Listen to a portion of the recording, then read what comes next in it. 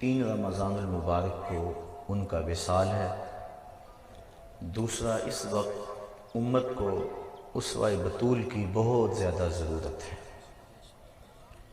جو ہوائیں چل رہی ہیں، جو کچھ ہو رہا ہے، پردے کو بوجھ سمجھا جا رہا ہے، حجاب کا تمسخر اڑایا جا رہا ہے، عورت 4 دیواری میں رہنا اپنے لیے قید سمجھ رہی ہے، حیا کی چادر پھاڑ کے سڑکوں پہ چلنا اپنی آزادی سمجھتی ہے۔ حضرت سیدہ فاطمہ الزہرا رضی اللہ تعالی عنہا کائنات کی تمام خواتین کے لیے ایک ماڈل ہیں، عملی نمونہ ہیں۔ ان کی شخصیت اور ان کا اسوہ نور ہمارے لیے، خواتین اسلام کے لیے خضر راہ ہے۔ حضرت سیدہ فاطمہ الزہرا رضی اللہ تعالی عنہا کے مجد و شرف کے اسباب بیان کرتے ہوئے اقبال نے ایک بڑی خوبصورت بات کی۔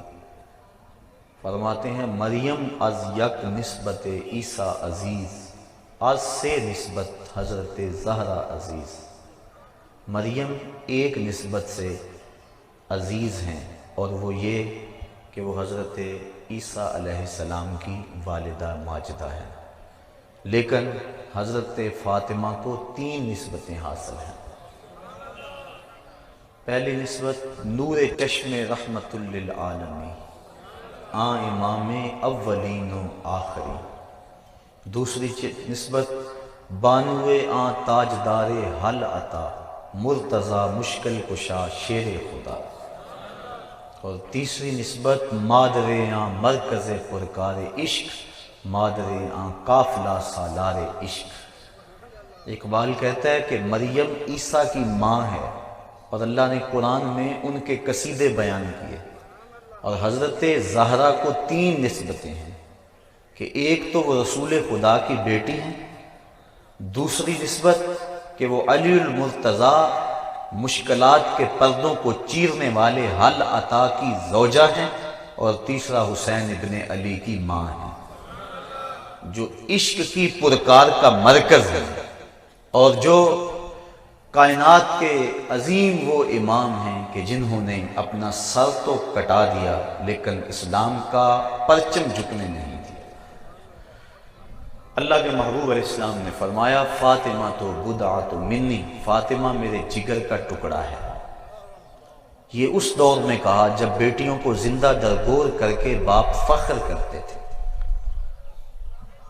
قرآن اٹھائیے، ارشاد فرمایا وَإِذَا الْمَوْءُودَةُ سُئِلَتْ بِأَيِّ ذَنبٍ قُتِلَتْ، قیامت کے دن قبروں میں گڑی ہوئی بچیاں اٹھائی جائیں گی، ان کے ظالم باپ کٹہرے میں ہوں گے۔ اللہ ان بچیوں سے پوچھے گا بِأَيِّ ذَنبٍ قُتِلَتْ، تمہیں قتل کیوں کیا گیا؟ مجرم تو کٹہرے میں کھڑے ہیں، مجرموں کو پوچھا جانا چاہیے تم نے کیوں قتل کیا؟ ان کے معصوم دامن پہ کون سا داغ دیکھا کہ تم برداشت نہ کر سکے؟ گڑے کے اندر دھکا دے کے اوپر مٹی ڈھیلنے لگے، ان کی چیخیں تمہارے دل میں گداز اور نرمی پیدا نہ کر سکے۔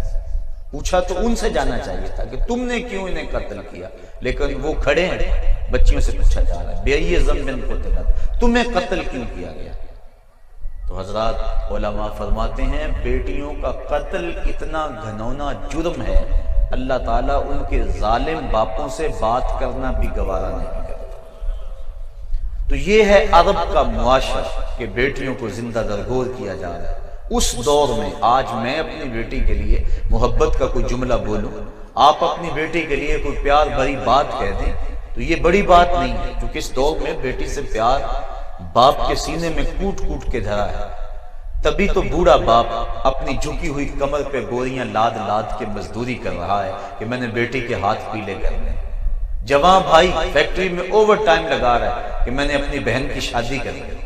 آج بہن کے لیے، بیٹی کے لیے دلوں میں محبتوں کے جذبات ہیں۔ جب بیٹی کو گھر سے ماں باپ رخصت کرتے ہیں تو سارے پھوٹ پھوٹ کے روتے ہیں۔ بیٹی کا وجود گھر کی زینت ہے، بیٹی 4 دیواری کی رونق ہے، بیٹی گھر کی آبرو ہے۔ آج اگر بیٹی کے لیے محبت کا کوئی جملہ میں اور آپ بولیں تو یہ بڑی بات نہیں ہے، لیکن جب بیٹیوں کو زندہ درگور کیا جا رہا تھا اس دور میں میرے آقا کریم نے کہا بیٹیوں کو قتل کرنے والے سن لیں، تم تو قتل کر کے فخر کرتے ہو، تم تو قتل کر کے آسودہ ہو جاتے ہو، لیکن میری بیٹی تو میرے جگر کا ٹکڑا ہے۔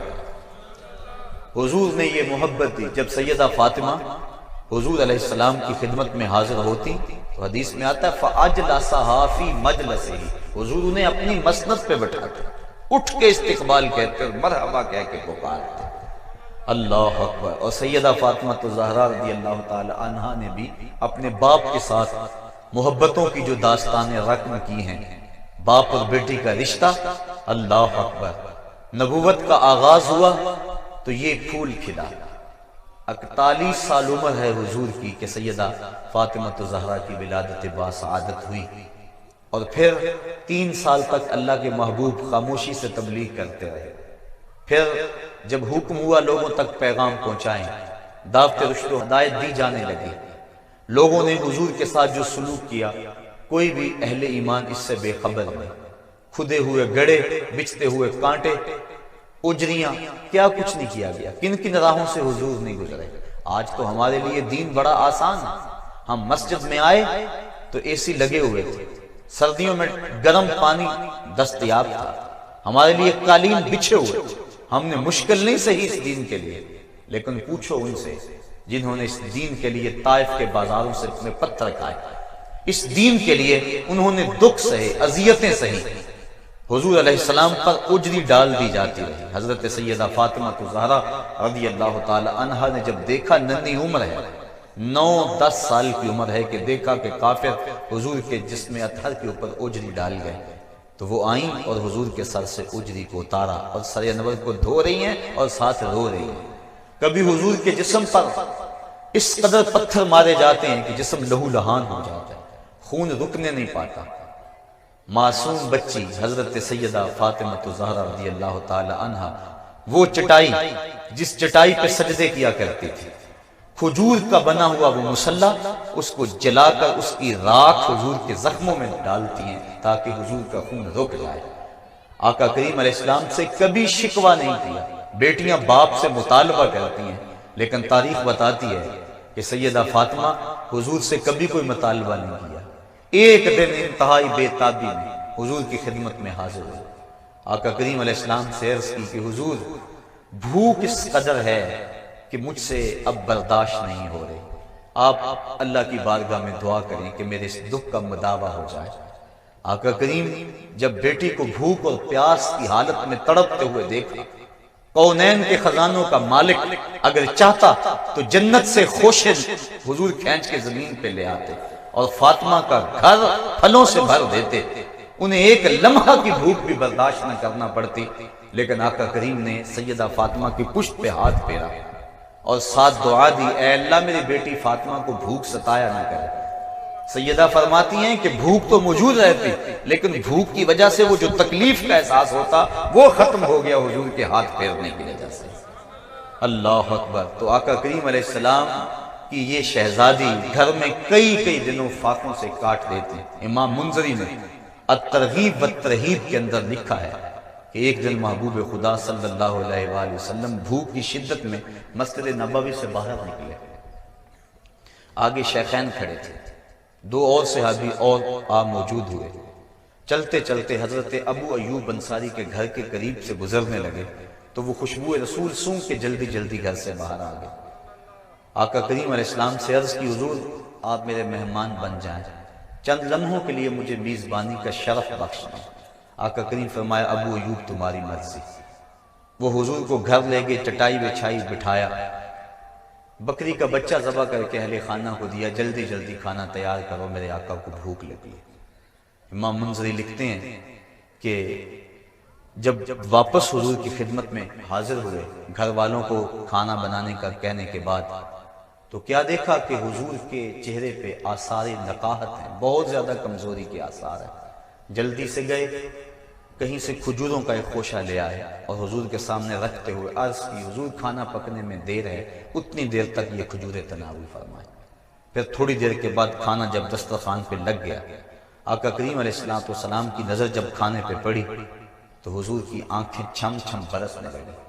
پھر ایک روٹی پکڑی اور چند بوٹیاں لی اور ایک غلام کے ہاتھ میں دیتے ہوئے کہا جاؤ ہمارے گھر دے آؤ، میری بیٹی فاطمہ کتنے دنوں سے بھوکی بیٹھی، مال کے کونین ہیں وہ پاس کچھ رکھتے نہیں، دو جہاں کی نعمتیں ہیں ان کے خالی ہاتھ میں، مہینہ مہینہ گھر میں چولہا نہیں جلتا، لیکن اس کے باوجود زبان پہ شکوہ نہیں ہے۔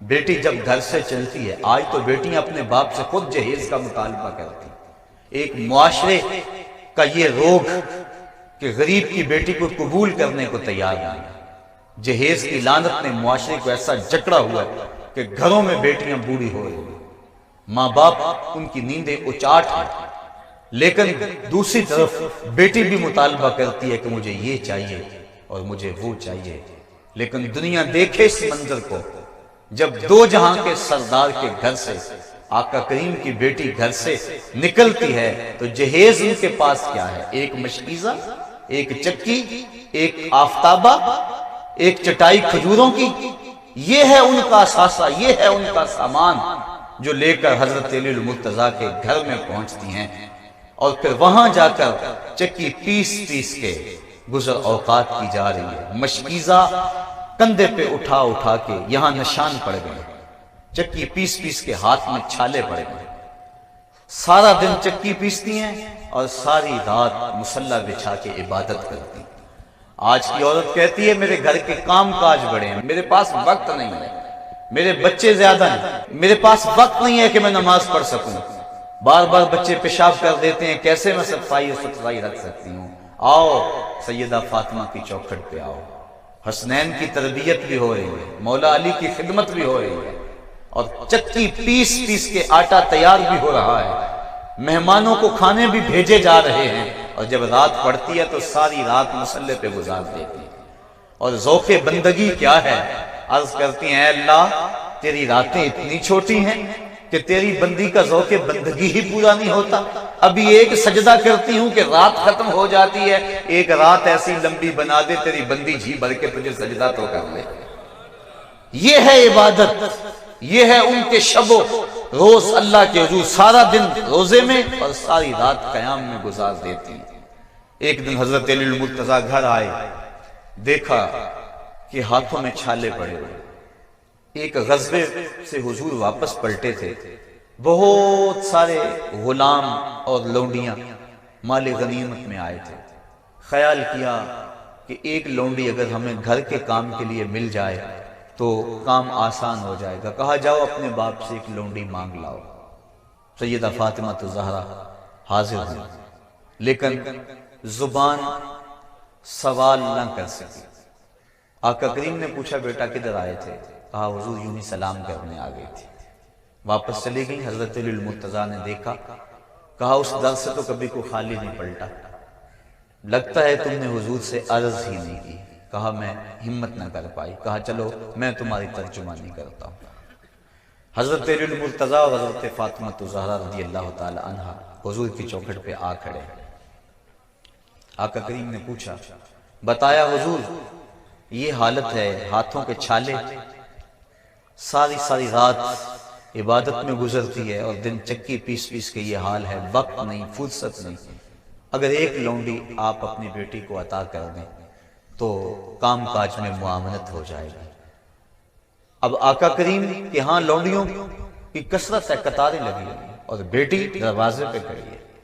حضرت علی المرتضیٰ سفارش کر رہے ہیں، خیال تو پڑتا ہے انہوں نے ایک مانگی حضور نے کئی دے دی ہوں گی، لیکن تاریخ پڑھے حیرت ہوتی ہے، آقا کریم علیہ السلام نے 3 قسمیں کھا کے فرمایا واللہ لا آتیکما، واللہ لا آتیکما، واللہ لا آتیکما، اللہ کی قسم میں تمہیں کچھ نہیں دوں گا، اللہ کی قسم ان غلاموں اور لونڈیوں سے میں تمہیں کچھ نہیں دوں گا۔ پھر کہا اللہ کی قسم میں تم دونوں کو ان غلاموں اور لونڈیوں سے کچھ نہیں دوں گا، میں تمہیں لونڈیاں دے دوں اور صفہ کے چبوترے پہ بیٹھ کے پڑھنے والے میرے طالب علم ان کے پیٹ کمر سے لگے ہوئے، بدر کے شہیدوں کے یتیم بچے بھوک میں ہیں اور یہ لونڈیاں میں تمہیں دے دوں، میں تو یہ لونڈیاں بیچوں گا اور بدر کے شہیدوں کے بچوں کا پیٹ پالوں گا، اور میرے صفہ کے چبوترے پہ بیٹھ کے جو طالب علم دین سیکھنے آئے ہیں میں تو ان کی غذا کا بندوبست کروں گا۔ لیکن بیٹا تم میری چوکھٹ پہ آئی ہو خالی نہ جاؤ، جب رات کو سونے لگو کروٹ تمہاری بستر پہ لگے تو 33 مرتبہ سبحان اللہ پڑھ لینا، 33 مرتبہ الحمدللہ کہہ لینا، اور 33 مرتبہ اللہ اکبر پڑھ لینا۔ یہ غلاموں اور لونڈیوں سے بہتر ہوگا۔ یہ جو ہم نماز کے بعد تسبیحات پڑھتے ہیں اس کو تسبیحات فاطمہ اسی لیے کہتے ہیں کہ سیدہ فاطمہ الزہرا کو اس وقت حضور نے یہ چیز عنایت فرمائی، کہا یہ غلاموں اور لونڈیوں سے بہتر ہے، یہ پڑھ لیا کرو، لیکن تم ان غلاموں اور لونڈیوں سے کچھ نہیں دوں گا، مال کے کونین ہیں وہ پاس کچھ رکھتے نہیں، دو جہاں کی نعمتیں ہیں ان کے خالی ہاتھ میں۔ تو حضور علیہ السلام سیدہ فاطمہ الزہرا رضی اللہ تعالی عنہا کو ان غلاموں اور لونڈیوں سے کچھ نہیں دیا۔ آقا کریم اپنی بیٹی سے بے پناہ محبت کرنے کے باوجود حضور نے ان کو اس انداز کے ساتھ جو ہے وہ جواب دیا تاکہ ان کا تعلق دنیاوی مال و اسباب سے نہ ہو بلکہ ان کا سارا تعلق اپنے رب کے ساتھ ہو، اور یقیناً وہ بھی یہ چاہتی تھی، انہوں نے بھی کبھی زبان پہ حرف شکایت نہیں لائی۔ یہ حضرت دلیل المرتضیٰ کے کہنے پہ اگر حاضر بھی ہوئی تو آقا کریم نے فرمایا کہ میں تجھے ان میں سے کچھ نہیں دوں گا۔ حضرت سیدہ فاطمہ الزہرا رضی اللہ تعالی عنہا راتوں کو اٹھ کے کثرت کے ساتھ اور دن کو بھی مصلی بچھا بچھا کے رویا کرتی تھی۔ ایک دن حسنین کریمین نے پوچھا کہ امی آپ کثرت سے کیوں روتی ہیں، کیا مسئلہ ہے؟ تو سیدہ فاطمہ الزہرا نے عرض کی کہ بیٹو مجھے تمہارے نانے کی امت کا غم رلا رہا ہے، یہ امت کی غم خاری کا عالم ہے سیدہ فاطمہ الزہرا رضی اللہ تعالی عنہا کا۔ اپنے پیٹ بھوکے ہیں لیکن اگر دروازے پہ سائل آیا تو وہ خالی نہیں موڑا جا رہا۔ ایک دن پورا گزر گیا فاقے سے، تو کھانا تیار ہوا، حسنین کو دیا، حضرت علی المرتضیٰ کو دیا، خود کھانے لگی تو دروازے پہ دستک ہو گئی۔ سائل نے کہا میں 2 دن سے بھوکا ہوں۔ کہا بیٹا جاؤ سائل کو کھانا دے آؤ۔ کہا امی آپ بھی کھا لیں، آپ بھی تو 1 دن سے بھوکی ہیں۔ کہا میں تو 1 دن سے بھوکی ہوں اور وہ 2 دن سے بھوکا ہے، لہٰذا اس کا حق بنتا ہے کہ یہ وہ کھانا کھائے۔ اپنا پیٹ کاٹ کاٹ کے لوگوں تک جو ہے وہ پہنچاتے رہے، یتیم کو، مسکین کو، اسیر کو راہ خدا کے اندر لٹاتے رہے۔ اپنے جو لباس پہنا ہوا تھا حضرت سیدہ فاطمہ الزہرا نے، اس کے اوپر 12 پیبند لگے تھے، اور جو اونٹ کی اون کا وہ بنا ہوا تھا اور 12 پیبند اس کے اوپر لگے تھے۔ یہ استغنا کا عالم ہے۔ تو سیدہ فاطمہ الزہرا رضی اللہ تعالی عنہا کو جس روپ کے اندر بھی دیکھو آپ بے مثال اور بے مثل نظر آ رہی ہیں۔ بیٹی ہونے کی حیثیت سے دیکھو تو جو اعزاز ان کو حاصل ہے کائنات کی کسی اور عورت کو حاصل نہیں ہے۔ اللہ اکبر۔ اور اگر بیوی ہونے کی حیثیت سے دیکھو تو شہزادی کونین ہونے کے باوجود حضرت علی المرتضیٰ کے گھر میں جب پہنچتی ہے تو خدمت میں کوتاہی نہیں آنی دے۔ آج بڑے گھر کی کوئی عورت شادی ہونے کے بعد کہتی ہے کہ میں تو کبھی کام کاج اپنے میکے گھر کیا نہیں تھا، لہٰذا میں خامد کی خدمت اور شوہر کی اطاعت کیوں بجا لاؤں؟ لیکن حضور سے بڑا گھر کس کا ہو سکتا ہے؟ شہزادی کونین ہیں، جب یہاں حضرت علی المرتضیٰ کے گھر گئی ہیں، حضرت علی المرتضیٰ کی خدمت کو اپنا شعار بنایا ہوا ہے، اور آقا کریم نے 4 اشخاص کے بارے میں فرمایا کہ جنت میں جانے سنے کوئی چیز نہیں روک سکتی۔ ان میں سے ایک فرمایا وہ عورت جس نے اس حال کے اندر موت پائی کہ اس کا خامد اس سے راضی تھا، فرمایا جنت کے جس دروازے سے چاہے گزر جائے اس کو کوئی روکنے والا موجود نہیں ہوگا۔ اللہ اکبر۔ ماں ہونے کی حیثیت سے یہ عورت کا اہم ترین روپ ہے، اہم ترین روپ عورت کا ماں کا روپ ہے۔ ماں کی آغوش میں ایک قوم پلتی ہے۔ ایک مفکر نے کہا تھا مجھے اچھی مائیں دے دو میں تجھے ایک بہترین قوم دے دیتا ہوں۔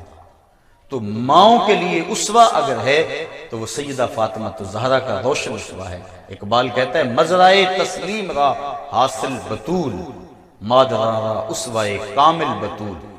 ماؤں کے لیے اگر کوئی کامل اسوہ موجود ہے تو وہ سیدہ فاطمہ الزہرا کا اسوہ موجود ہے۔ سیدہ فاطمہ الزہرا نے قرآن کی لوریاں دے دے کے حسنین کریمین کی پرورش کی۔ کربلا کے تپتے ہوئے ریگزار میں یزیدوں کے مقابلے میں پوری قوت کے ساتھ جو کھڑے رہے، قضا تیغ برہنہ لیے خوف زدہ کرتی رہی، لیکن حسین کے پائے استقلال میں لغزش نہیں آئی۔ 72 लाशें कट कट के गिरे और कंधों पे उठा के खैमों तक ले आए, लेकिन जुबान से उफ तक भी नहीं की, हाय का लफ्ज भी जुबान पर नहीं आया। ये इस्तिकामत, ये जुर्रत, ये हुसैन इब्ने अली की जो तरबियत फातिमा तो ज़हरा ने की है, ये उसके असरात थे।